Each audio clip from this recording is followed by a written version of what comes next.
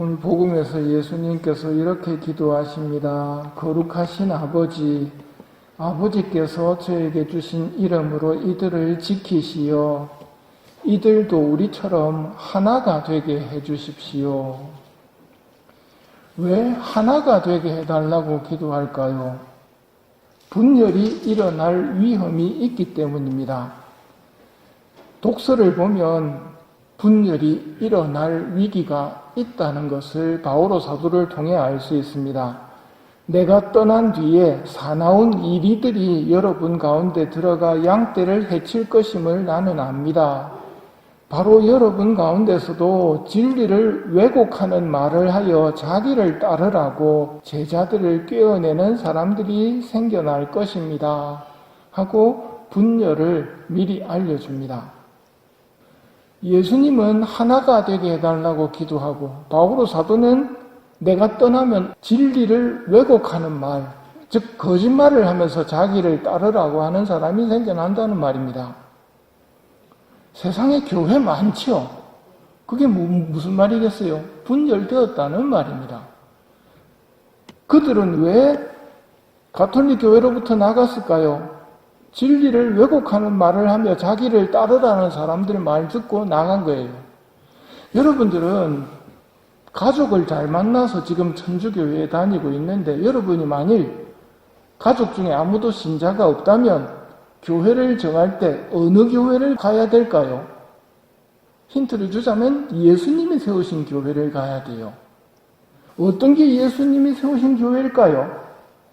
하나만 물어보면 돼요. 이 교회 언제 생겼어요? 하고 물어보면 돼요. 가톨릭 교회 언제 생겼어요? 2000년 다 돼가요. 예수님이 세우신 교회라면 2000년이 다 돼야 되죠. 그런데 교회가 600년, 500년 이렇게 하고 있다면 그건 중세에 나온 교회예요. 가톨릭 교회가 몇 년 됐어요? 하고 물으면 예수님이 세우셨기 때문에 2000년 다 돼갑니다 하고 이야기를 합니다.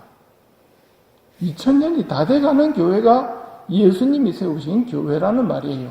또 예수님이 스스로 교회를 세운다고 말씀하셨는데 어디에 세울 것인지도 말씀하셨어요. 이 반석 위에 내 교회를 세운다. 예수님이 내 교회를 이 반석 위에 세운다고 말씀하셨어요. 반석이라는 말이 히브리 말로 뭐예요? 베드로라는 말이 반석이라는 말이에요. 그럼 어떤 반석 위에 세우셨어요? 어떤 베드로 위에? 예수님이 당신의 교회를 세우시려고 반석을 만드셨어요. 원래 베드로 사도의 이름은 베드로가 아니에요. 시몬이었거든요. 그런데 시몬의 이름을 바꾸어 주십니다. 너는 베드로이다. 베드로라고 이름을 바꿔주시고 내가 이 반석 위에 내 교회를 세운다고 말씀하셨어요. 그러니까 예수님의 교회는 2000년이 돼야 되고 베드로라는 반석 위에 세워져야 돼요. 베드로 사도가 12사도 중에 어떤 면에서 특징이 있느냐면 예수님의 자리를 물려받은 사람이에요. 예수님이 세우신 교회의 특징은 예수님이 위에 계시고 제자들이 밑에 있었어요. 그럼 예수님이 이제 승천하시고 예수님의 자리를 물려받은 사람이 사도들 중에 교황이라고 불리는 거예요. 그럼 베드로 교황님이 몇 번째 교황님이에요? 첫 번째 교황님. 저 교회가 베드로 교황님, 즉 예수님의 자리를 물려받은 예수님의 가르침을 이어받은 교회라는 것을 알 수 있으려면 정통성이 있나 없나를 보면 돼요. 그 정통성은 어떻게 알 수 있느냐면 지금 교황님이 만일 다른 교회도 교황님이 있다고 그런다면 몇 번째 교황님입니까? 하고 물어보면 돼요. 우리 교황님은 몇 번째 교황님이에요? 찾아보면 돼요. 266번째 교황님이에요. 1대 교황님 베드로, 2대 리노, 3대, 4대, 5대 해가 지금 266대 프란치스코 교황님이에요. 이게 뭘 말해주는 거예요? 예수님의 교회라는 말이에요. 오늘 예수님이 뭘 위해 기도하시고 계세요? 하나 되게 해달라고, 분열되지 않게 해달라고. 바오로 사도가 이야기한 것처럼 자기를 따르라고 하는 사람이 나타날 거라고. 그러니 분열되지 말라고 부탁을 하고 있거든요. 그렇다면 우리가 다른 교회들하고 다 같이 일치만 이루면 되는가? 일치보다 더 중요한 걸 오늘 예수님이 말씀하세요. 하나 되는 것보다 더 중요한 게 뭘까요? 진리 안에서 하나가 돼야 돼요. 다른 교회가 우리한테 안 오려고 하는데 어떻게 하면 좋을까요? 우리 예수님의 모습을 보고 배우면 돼요. 예수님이 지금 일치를 위해서 뭐하고 계셔요? 기도하고 계시지요. 일치를 위해서는 기도해야 돼요. 다른 여러 교회들과 다른 종교들과 하나가 되기 위해서는 진리를 위해서 기도하면서 하느님께서 일치를 이루어 주시기를 기도해야 한다는 말입니다. 또 진짜 우리 가톨릭 교회가 예수님이 세우신 교회라는 것을 알 수 있으려면 예수님이 당신 교회를 세워놓고는 나 몰라라 하시겠어요? 관심을 가지시겠어요? 관심을 가지죠.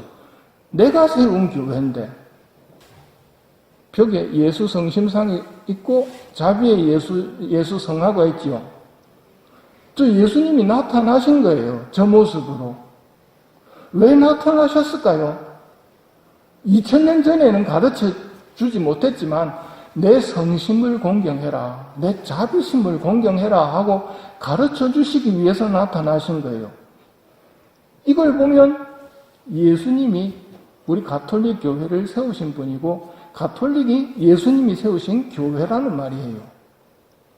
이 교회에서 우리가 해야 할 일은 예수님이 보여주신 모범을 따라서 기도하는 것이 우리가 해야 할 일이에요. 이 기도라는 게 막연한 기도가 아니고 나에게 필요한 게 있으면 예수님의 도움을 청해야 된다는 말입니다. 기도문 외워라 라고 할 때 여러분이 열심히 혼자 외우고 있는 것은 신자의 모습이 아니에요. 기도문 외워라 라고 했을 때 예수님 저 기도문 외워야 되는데 좀 도와주세요 하면서 외우는 게 제대로 된 기도를 하는 거예요. 분열된 모습을 보거나 싸움을 하는 모습을 볼 때 일치를 위해서 기도해야 되는데 저렇게 싸우고 있구나 할 때 예수님 우리가 모두 하나 되게 해주십시오 하고 기도를 하는 게 신자의 모습이에요. 그게 살아있는 기도예요. 여러분들 기도문을 외우거나 공부를 하거나 할 때 예수님과 함께 기도하면서 공부를 하고 기도문을 외워야 돼요. 그럴 때 여러분은 예수님을 기쁘게 해드릴 수 있고 예수님의 은총을 받을 수 있다는 것을 꼭 기억해야 돼요. 오늘 예수님이 하나 되게 해달라고 기도하십니다. 우리도 하나 되게 해달라고 기도해야 돼요. 교회만 하나 되게 기도하는 것이 아니라 오늘날 우리 가정도 또 교회도 사회도 모두 분열시키기 위해서 마귀가 가만히 안 있거든요. 그래서 우리는 기도로 이겨내야 한다는 것 기억하고 이 미사 중에 하나 되게 해달라는 기도, 그리고 늘 기도를 바치면서 예수님과 함께 살아가야 된다는 것 마음에 새기고 살았으면 합니다.